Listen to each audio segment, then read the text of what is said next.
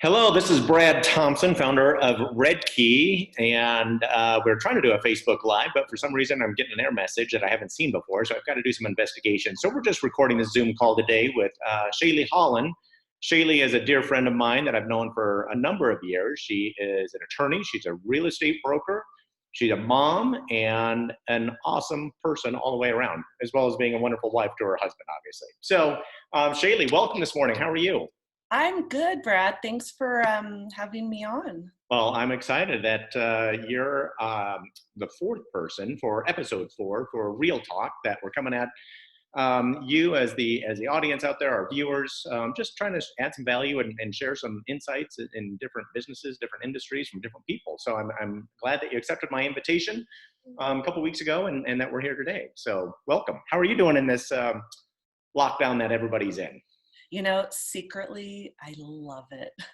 Are you an introvert? I'm an introvert. I know that's hard to believe. And I'm a homebody, and I love having all my children home. My husband at home, who normally travels. So it's actually been really good. That is awesome. I'm so glad that you're faring well and have a positive attitude. I think that's really important for all of us, is to keep that positive attitude and be grateful for, a few things every day, and be it with your family like I am, or just the food that we have, and just enjoying our time together, and try not to get on each other's nerves, right?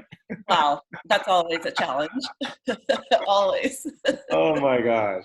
Quarantine. So I mentioned at the introduction that you've done a couple different things. Like, I've done a couple different things in my 30 plus career as a professional. You've been an attorney, and now you're in real estate. So tell me a little bit about why you shifted over to real estate and what you love about it. Okay, great. So I became a lawyer back in the 90s, and I practiced many different types of law, including real estate law. I was a real estate litigator in California, which taught me a ton. I grew up with my parents buying and selling real estate. They are immigrants, and they built their fortune buying and selling real estate, buying and selling commercial properties. They have rentals today that basically are their retirement plans. So I understand the value of real estate and how it can be an integral part of everyone's retirement plans. So I've learned all about it. I've been immersed in it my entire life. So I've always been excited about it. So personally, I thought I would try to bring joy to others using my experience in real estate. So most of the time, real estate is somebody's biggest asset. Yep. And so my hope is to minimize the stress during the transaction and make it as seamless and life-enhancing as possible.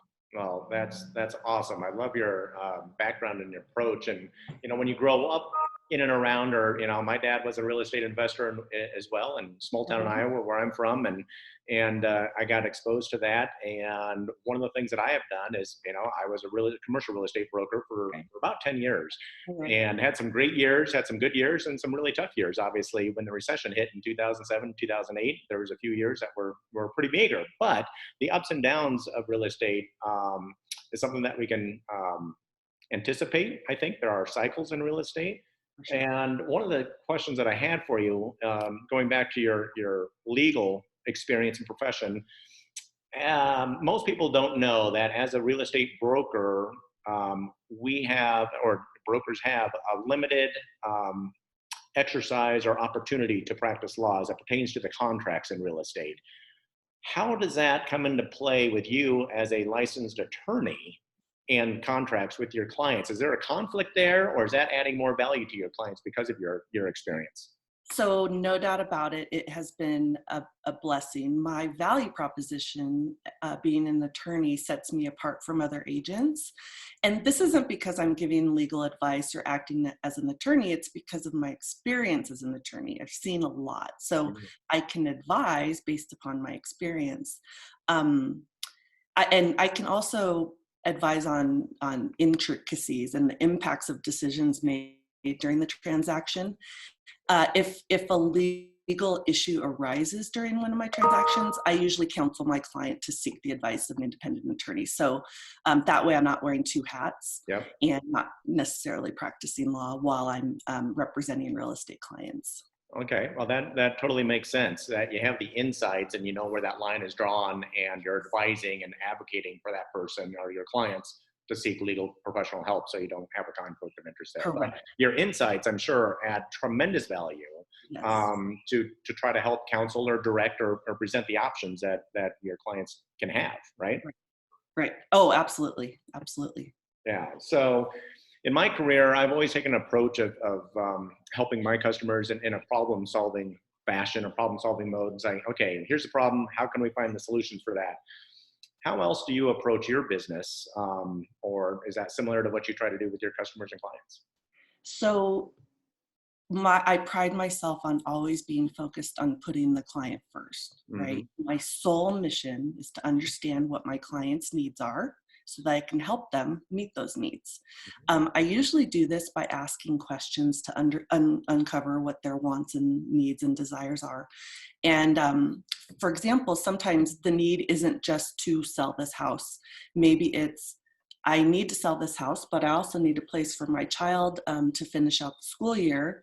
So I have to help them balance the need to get the most money for their house while letting them have a place to live for 9 months, let's say. Okay. So those are two distinct competing needs. So I must help them balance, all while keeping the client in front of mind. Another simple example of how I get to know my client and meet their needs is I ask them up front, how do you like to be communicated with? Hmm. Well, as you know, Brad, millennials have different communication preferences than someone, say, in the silent generation. A text may be ideal for someone in their 30s, but not someone in their 60s, 70s, or 80s who Sure. prefer phone calls, right? Right. Again, a 20 or 30 something would be okay with electronic paperwork, while someone in their 60s, 70s, 80s usually prefers paper copies. That's a small distinction, but it makes a huge difference. It sends the message to the client that I get them and I get where they're coming from. So, and that I understand who they are, and I will always prioritize their needs and desires. Um, Throughout the relationship, I make sure to check back in because sometimes needs change. But Hmm. the bottom line is the client need trumps everything. Every decision I make, from setting the price of a property to deciding what property to show a client, is based on what the client wants and what is best for them. Yeah, and so I've long held a philosophy that communication can be and typically is the root of all problems. And Yes. so if you're acutely aware of that, as it sounds like you are, and trying to make sure you have the best communications with your customers via different vehicles, be it text message or emails or some of the examples that you just gave or a phone call, having that at the top of your importance list as far as how you interact with your clients is really important, in that you're always trying to do the best job that you can communicating with them so there aren't issues and problems, right? Absolutely. And I agree with you 100%. Communication is generally the biggest complaint that people have, both with their real estate agent and their attorney. So I Yeah. make sure that, to that be is good. so true. Well, Yeah. yeah, yeah. So recently you made a move to a fairly new company called Compass. Yes. And when I went to your offices a few months ago to meet with you, I was blown away with the offices and with some of the details that you shared with me about what makes this company so unique and special. Why don't you share with our viewers today what Compass is all about, and why'd you make the move? So Compass, oh, it's such an amazing company. They my priority, as I just told you, is putting the client first always. Compass shares that value of putting the client first. Their mission is helping people find their place in the world. I mean, how great is that mission? um, they began as a tech company, and their objective was to provide the proper technology for real estate agents to do their jobs. So they have comprehensive time-saving tools where I can spend my time with the client, making important decisions, getting to know them, helping them find what they need, without having to do the nitty-gritty work. Compass has wonderful tools that just allow me to make a few clicks and get done what I need to get done, let's say research or marketing, where in the past I would spend a lot of time doing that. So they took the work out of my hands that I didn't need to be doing so that I could do what is the most important, and that communicating with clients. Okay, fantastic. So as a newer company, I think one of the advantages that they have, they don't have legacy systems that an older company or a more mature company has, that they're able to be fast and nimble and leverage today's technology very quickly to, they're exploding as far as growth is concerned. Tell me a little bit about the Denver office and what that looks like. The Denver office, we have about, I want to say 300 agents. We've only been in the Denver market for a year and a half, and we are already at about 10% of the market share of Denver agents. So that it's huge to have taken that much market share in only a year and a half. Our Denver office in Cherry Creek, we're busting at the seams. So we will be opening a tech center office here shortly. And when That'll shorten your commute, won't it? Yes, absolutely. Although I love going to Cherry Creek, so Yeah, it's not bad. It's a great location. Right? great location. So, and you touched upon something there. Compass is a tech firm.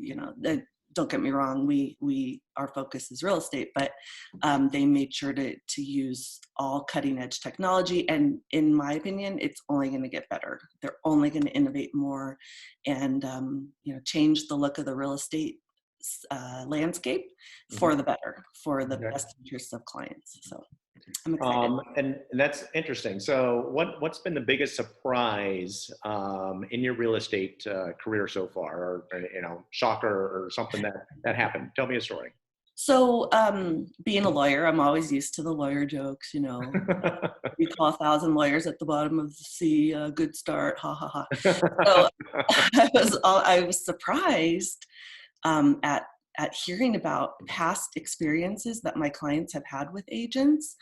And I'm embarrassed to say studies show that real estate agents are perceived just above used car salesmen as far as likability and trustworthiness. So I was absolutely shocked about that. And I think it comes down to communication, like we talked about, but so that coupled with what are called iBuyers, the Zillows of the world and the Realtor.coms, they're coming in and buying people's houses, or the Redfins of the world coming in and charging just a flat fee or percentage, which is fine. And I get it. Listen, we're human beings. We want a bargain. And I'm right there. I would be looking for a bargain too.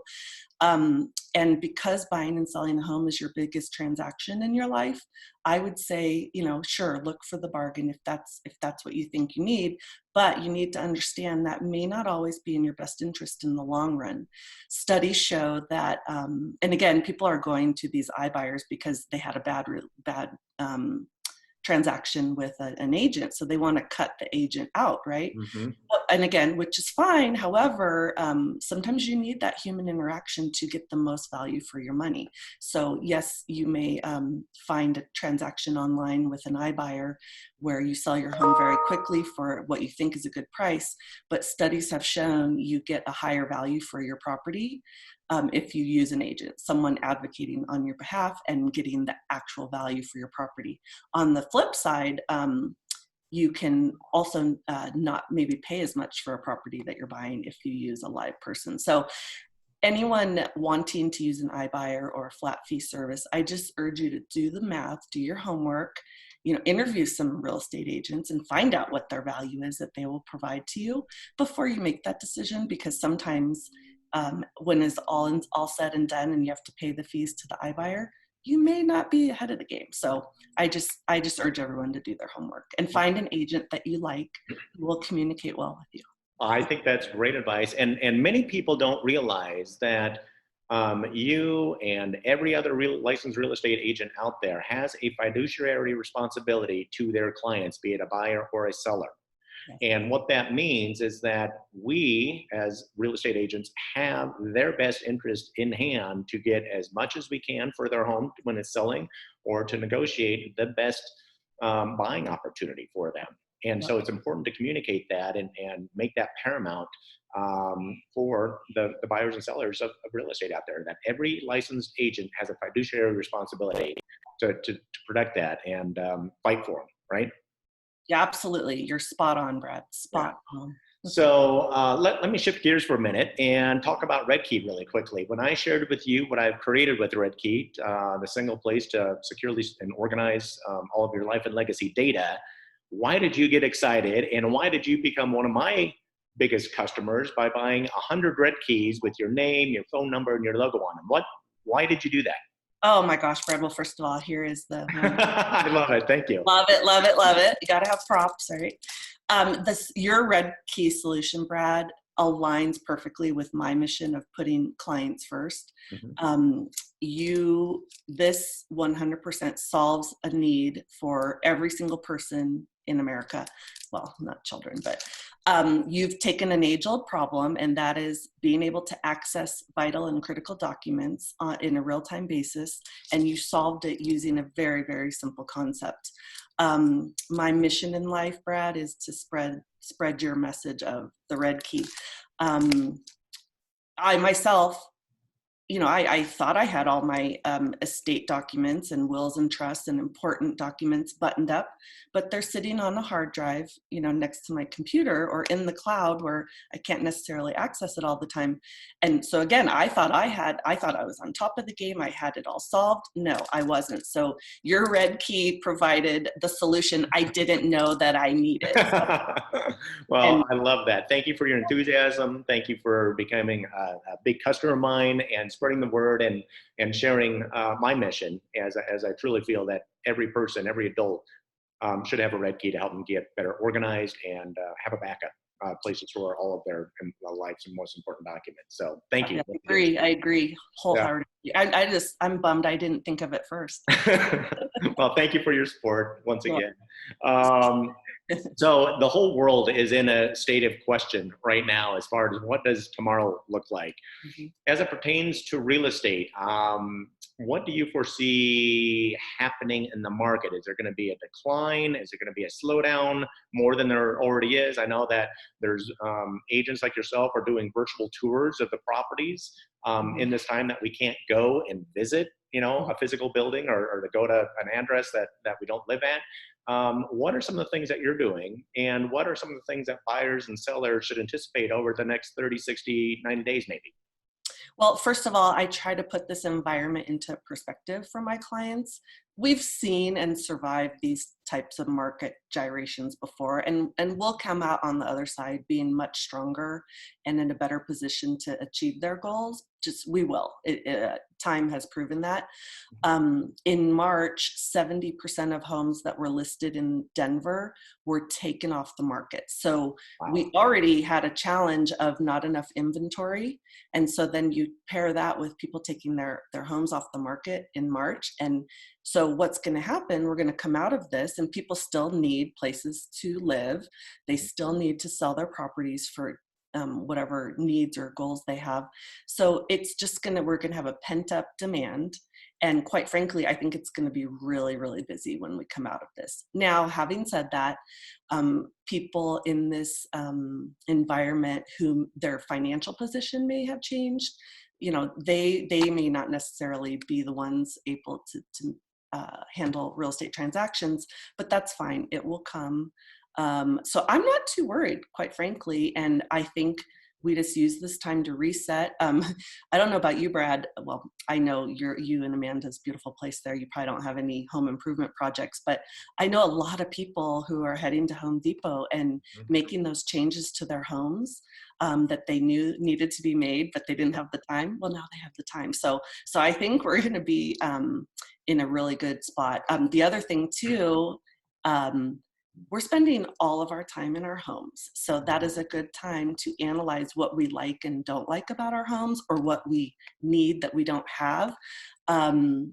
My particular situation, I have a husband working and 3 children online, and our home's really noisy. So we're not in the market to move, but if we were, it's like, okay, now we need to think about soundproofing and all of that. So 2 things. It's people are analyzing their home situation and whether they need to make a change. Mm-hmm. And 2, they're making improvements. So I think we're going to come out of this in a really, really good place. I'm not concerned at all. Well, and I'm you know, not. I mentioned at the beginning of our conversation that there are always cycles in business. There's always cycles in real estate.